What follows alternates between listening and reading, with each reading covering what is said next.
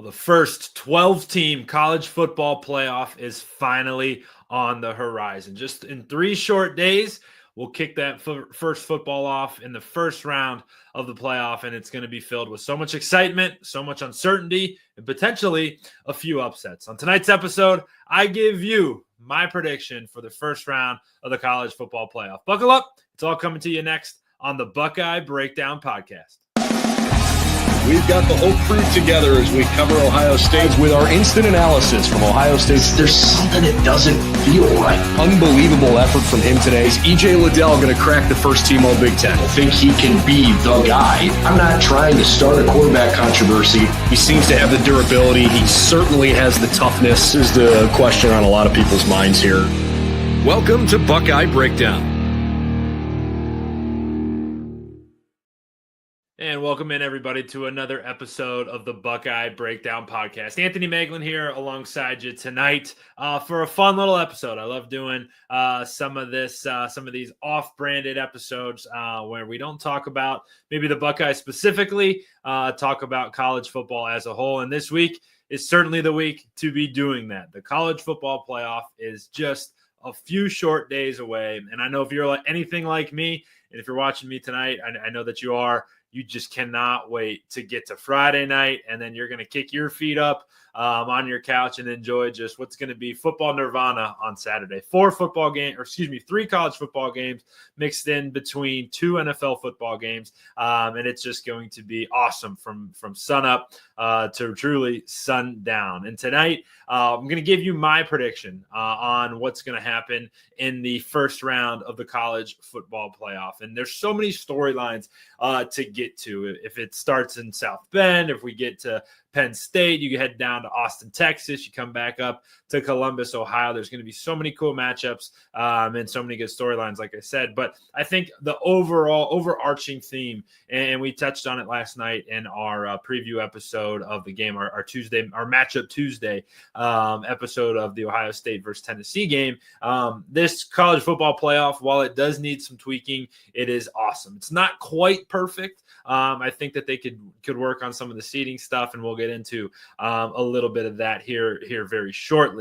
But what's also not perfect about it, and we'll just do a quick little side tangent on this, just because I was listening to one of my shows on my way home this evening, and the conversation of Bo Pribula came up, and how just unfortunate the college football schedule is. And you're seeing that a little bit with the Ohio State roster. There's a handful of guys that are going to be entering the transfer portal to get a jump start on finding their new home. And the result of that is that they can't compete in the college football playoff. And a name that obviously sticks out amongst the rest is Bo Pribula from Penn State. And why that's the case is because he is a featured part of the Penn State offense. He's not a guy would be similar to like a Devin Brown, where, hey, he is truly the backup. Pribula is actually a guy that they have packages for, that they bring in key situations. And he's hit the road. And that's just the kind of the state of college football as it stands right now. And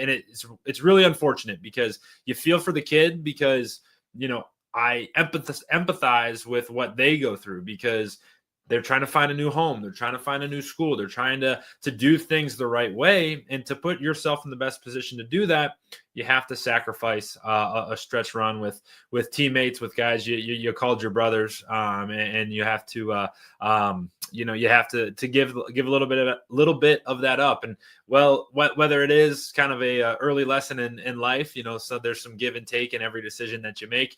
It does suck for those young kids who are going through that, because it is really tough, and those are hard decisions to make. You see a couple in Ohio State. Jaden Ballard not going to be a part of the playoff run as he hits the transfer portal, and that's a guy who has been spent 4 years at Ohio State trying to crack the top wide receiver, or trying to crack the field, get on the field in that receiver room. It's really, really hard to do, especially when you're churning out first round pick after first round pick. And he's a guy that your heart really breaks for, because he's got to go find a home, and he's got to go do it quickly.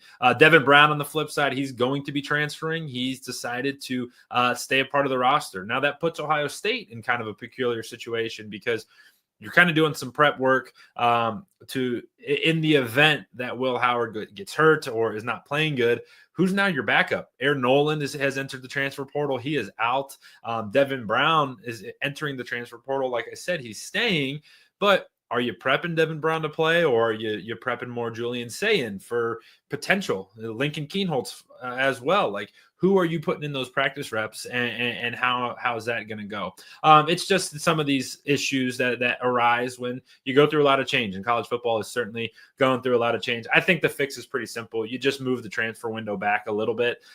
You're not gaining any advantage from starting it on December 18th when you just could start it on January 21st, and the day after the national title game is when that transfer window opens. I think it's a pretty easy fix. Spring ball doesn't really start until March anyway, so it gives kids time to go visit, gives kids time to go find their new destination, their new school, and do so in a way that's fair to everybody. But that's certainly a side tangent for what we're here for tonight, and that is taking a look at this 12-team college football playoff. And it's something that is just incredibly exciting. It gets me all sorts of fired up for Saturday because, well, Friday night specifically, and you look at it here as it is on our screen, and there's just so much good that's on this screen, right? You look in our quadrant, that top left quadrant, while there's been a ton of discussion about Oregon getting hosed, you got two football games that are kind of on the horizon here that are going to be special. You got that Ohio State Tennessee game at 8 p.m. in the Horseshoe, two iconic fan bases,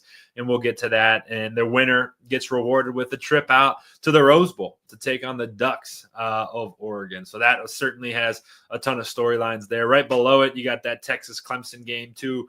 Massive college football brands, and then the winner gets maybe the hottest team in college football. And that's the Arizona State Sun Devils. If it's me, I don't want to face Scadaboo and that Kenny Dillingham as well. I think he's well on his way to being the next great coach in college football. But that Sun Devil team's got it going on. And then in that top right quadrant, you get the Battle of Indiana. Going to kick things off. Really. And I may get a little pushback on this, but it's the cathedral of college football, man. You go up to South Bend, that feels like old football. That feels like a historic place. Looks like there's going to be snow on the ground on Friday night, and they get the Indiana Hoosiers, who have been the Cinderella story of all of the NFL this year. Kind of reminds you a little bit of the way the Detroit Lions kind of took the NFL over last year. Indiana's done a similar thing this season. So that's obviously going to be pretty good. And then in that bottom right quadrant, you go up to State College, and looked like they had eight or so inches of snow the other day. They're going to be welcoming the Mustangs of SMU for a game that's going to obviously have a lot of consequence. And the winner gets Boise State. So you got to feel pretty good to take on Boise State if you come out of that one. So we're going to get it started here. And like I said, this is a prediction show. So we're going to talk through each of these quadrants here as I zoom in on the top right quadrant. We're going to call it the battle for Indiana is going to take place on Friday night. And it's one that everybody is going to be watching, regardless of your fandom, regardless of anything. If you like football, you're going to be tuned into this one. And as I do this show tonight, on Wednesday. Holy cow, this week's flying by. Notre Dame is a 7-point favorite. And the conversation here is really, really interesting. Everybody, I think, and their mom, especially if you're watching this show, you're rooting for Indiana. There's going to be a ton of Hoosier fans all scattered throughout the country for a number of reasons. I think, one, nobody wanted Notre Dame into the playoff after they slipped up early in the year against Northern Illinois. I think that's a horrible loss, one of the worst losses, one of the most head-scratching losses that you'll see across all of college football, because it's not like Northern Illinois. If I said Northern Iowa, I do apologize, but it's not like Northern Illinois was the best team in the MAC or made some noise loudly. Like, they finished dead center of the MAC, but they did go up to South Bend and take down the Irish early in the year. Now, to Notre Dame's credit, they did respond by just ripping off, I don't know what it was, 10 straight wins, 9 straight wins, and did so in pretty dominant fashion. I think that that Irish team is playing as good as anybody in college football right now, and people just don't want to admit it. I think that they're sound up front. They found their identity. They learned how to use Riley Leonard in the best way for him. in the best way for this team. They're not forcing him to be a runner and carry it 30 times, but they're also not dropping him back. And they found a really good balance of how to use him. It reminds me, frankly, of what we deal with at Ohio State with Will Howard on just a little bit lesser of a level. He's more of a run-first guy than Will is, but they throw it pretty similarly. Notre Dame's guys aren't the NFL-style cats that we have at Ohio State, but I do think it's going to be effective. Now, Indiana, on the other hand, we saw them a few weeks back, come into town, and frankly, you take away 2 punts, you take away a fumbled punt and a punt return. That's 14 points that Indiana just gifted Ohio State. That game is much, much closer than what it ended up being. And I think Indiana is poised for a run, and they're going to try to make it happen. And it's going to be an amazing opportunity to do so. They don't have to travel very far. It's going to have the eyes of the country on them. And I think the Indiana Hoosiers have a really good opportunity to not even shock the nation, just to get a nice win against the Notre Dame Fighting Irish. So with all that said, I think Indiana does have a good opportunity to do so, but I think the Notre Dame Fighting Irish are playing some really good football, and it's going to be a really tough out. People talk about how it's not all that hard to go into Notre Dame to get a win because everyone is equally excited. Notre Dame doesn't have that home field advantage that we're going to see on Saturday night, but I think it's going to be a little bit different. Under the lights, under the snow, I think in the first college football playoff game, South Bend's going to be rocking. Notre Dame Stadium is going to be a tough place to play.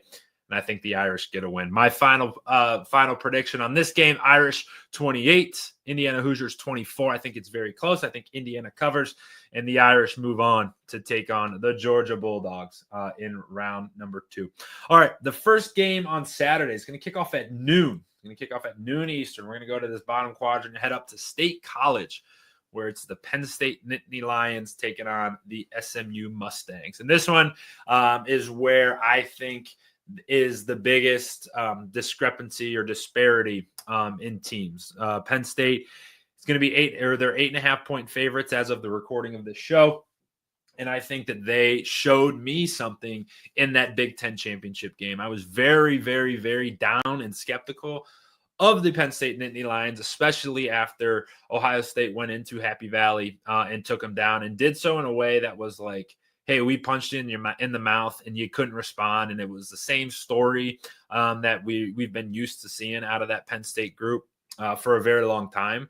And you're like, holy cow, this is going to be a backbreaker for them. And I don't think Drew Aller has what it takes. But they kept working, they kept building, they kept getting better. And then they get back on the national stage and they give Oregon everything that Oregon could handle. And I thought Drew Aller played really well in that football game. And I think he silenced a lot of haters, me being one of them.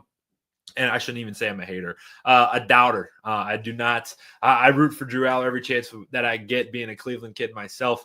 Hope that he always does well, except when he plays the Ohio State Buckeyes. But I think he's playing really good football. Certainly something to prove. But as we talked about in the open, they're going to be without their backup quarterback. And as he's going to hit that transfer portal, and it's a different system for them. Prabula was a guy that actually plays in the games when they have an offensive drought. If they're slow on offense, they actually sub him in. They have a bunch of packages for him as he's a different kind of player, but he's not going to be with the team. So how does Penn State respond?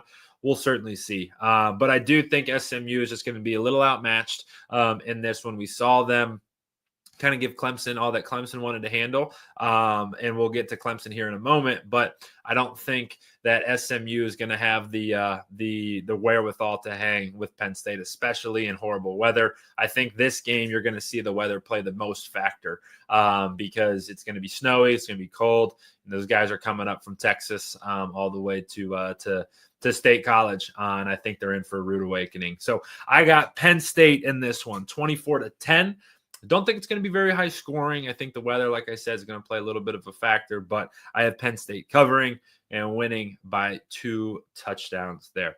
All right, flipping over to the other side of the bracket. We're going to head down south here to Austin, Texas. This is a 4:30 kick, and this quadrant here is probably one of the most intriguing ones, in my opinion, because I think each of these three teams that are going to come out of this this little quadrant down here have a very unique storyline, and they all have a path to get to the semifinal. And we'll start with Texas here. I think this Texas group is very good. I don't know that they can hang with the elite teams in college football, and there aren't many. I think that they just fall outside of that. You see that with their two games against the Georgia Bulldogs, one where they lose by 2 scores, the other where they lose most recently in the SEC title game in overtime, double overtime, if I remember correctly. And that was without Georgia's quarterback Carson Beck playing in that second half for the majority of it. So I think Texas has the tools. I think Quinn Ewers is a really solid quarterback. I don't know that he has what it takes to pull Texas all the way through to the college football championship or even through this quadrant here, because while Clemson has number 16 next to their name, they're going to be a very, very tough team to beat. Now, this is speaking a little tongue-in-cheek, right? They needed a walk-off winner to beat SMU last week. But what I will say is that Dabo coach teams just continue to get better and better as the years go on. And that's been the case throughout his entire tenure. And this no different this year. They get thumped, absolutely thumped in week 1 against the Georgia Bulldogs, and then they kind of get a little bit better. They take another dip where they lose in their last game of the season against South Carolina in the battle for South Carolina, and you're certainly on the outside looking in. But they were able to stay the course and take care of business in the ACC championship game. And as a result, they shook the bracket up completely. I don't think the committee was all that thrilled that Clemson was able to crack in and get in there. But they do, and they are that 12 seed. And I think they're going to give Texas a little bit of a problem. I don't think they have what it takes to beat them, but I think that this game is going to be much, much closer than anybody thinks, and certainly what Vegas thinks. This game's currently a 12-point spread, and I just don't see it being that way. I think it's going to be much, much closer, and I think the Texas Longhorns get a 31-28 victory. Now, I think that comes off of a late Clemson touchdown to bring it within from a 10-point separation to a 3-pointer. But Texas gets a 31-28 victory, and they move on to take who I think is the most interesting team in all of this bracket, and that's the Arizona State Sun Devils. And why I say that is because this team is playing, and they remind me a lot of the Indiana team where they're playing with literally nothing to lose. Like when you have a team like that you're facing, like they're at 2 losses on the season. They're a bunch of underdogs. Like they were picked to finish last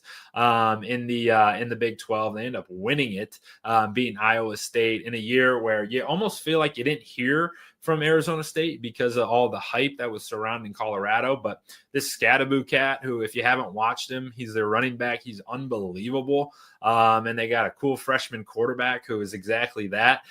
He's just cool, calm, collected. Dillingham was talking on a podcast or a radio show how much Leavitt reminds him of Bo Nix, and Dillingham had the opportunity to coach Bo Nix, both the young Bo Nix at Auburn and the experienced Bo Nix at Oregon. And he said that Leavitt is almost like a carbon copy of Bo Nix. And there's certainly good and bad to that, right? The good is that he doesn't care. He's not scared of a thing. He will rip that football all over the field with no fear at all. But the downside to that is that he will turn it over a bit. So you got to kind of manage that. But whoever comes out of this game, and I got Texas doing it, that 4-5 matchup between Arizona State and Texas, I think is going to be one for the ages. So in this first round on Saturday afternoon, I got Texas 31 and Clemson 28. All right, now we go to Columbus, the game that we all are locked in on, the game that is going to have every eyeball, every college football fan,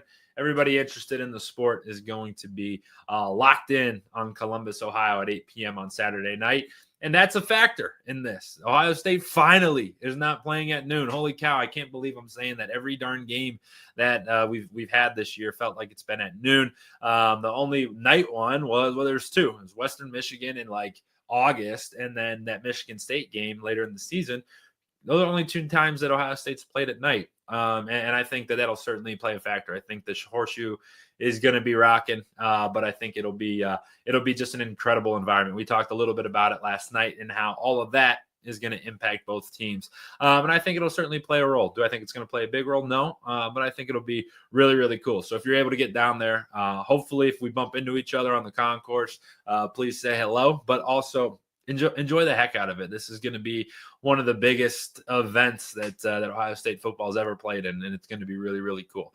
As far as the game goes, I think that Ohio State is the only team that can beat Ohio State in this one. I think that Tennessee's offense, it lacks a little bit, and we're going to get into much, much more detail tomorrow night on our Matchup Thursday episode where we preview the Ohio State defense versus the Tennessee offense. And I think the Ohio State defense is going to be able to feast a little bit on Tennessee, mostly because Tennessee doesn't have a change of pace or a second gear.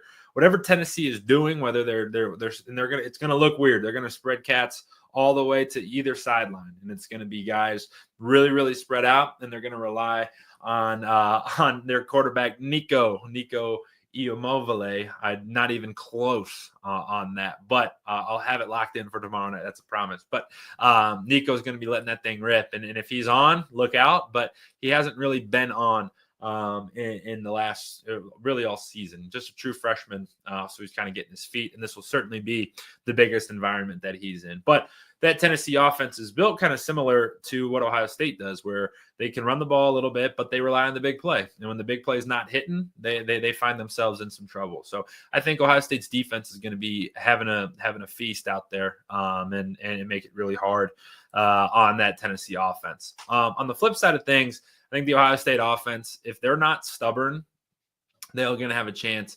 to score a little bit and to win. Because I think that the only team that can beat this Ohio State offense is the Ohio State offense itself.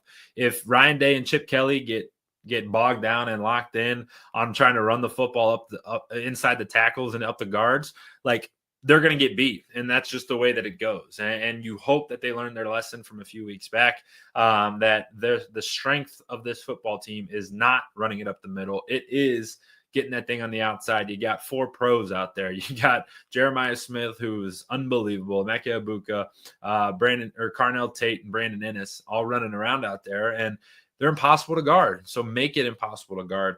And the one stat that really sticks out, because you're going to continue to hear as the week goes along, that Tennessee's defense is good, their defense is good, their defense is good.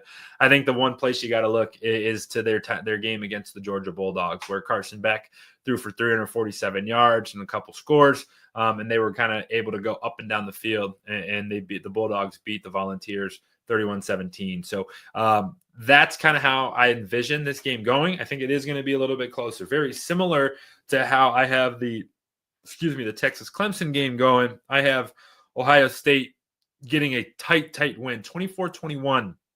And again, I think that Tennessee has a late drive where they push one in to trim the deficit from 10 to 3.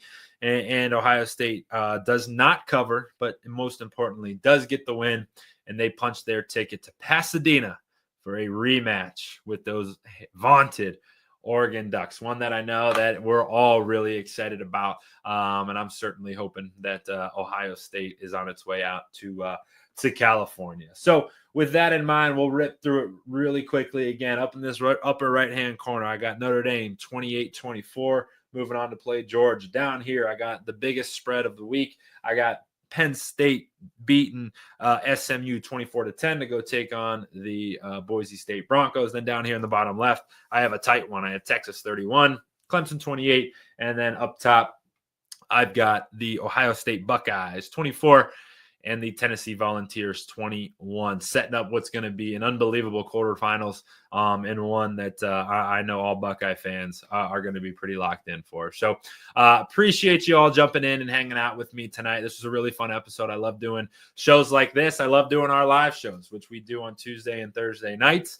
where we preview the actual game. We get into some of the details on offense when Ohio State's offense is facing the Tennessee defense. We did that last night, so head over to our page and go check that thing out. And then tomorrow night, Thursday night, we're going to come with you and talk about Ohio State's defense versus the Tennessee offense. A really interesting conversation, and one where I promise I'll get Nico's last name right there. But we won't be done there. We'll be back with you Saturday for a full day's worth of coverage. I'll be down in Columbus all day long, so we're going to do a preview show similar to how we did last week. week before the conference championships. I'll be live outside the shoe, previewing the day's worth of games. And then when we get into the shoe, we'll have a pregame show right around 6 o'clock-ish. And then we'll be with you after the game for a post-game show where we talk through whatever happens. And then we'll have all the player press conferences, coaches press conferences, all that good stuff. And all that can be found on our channel. So hit that subscribe button, hit that like button.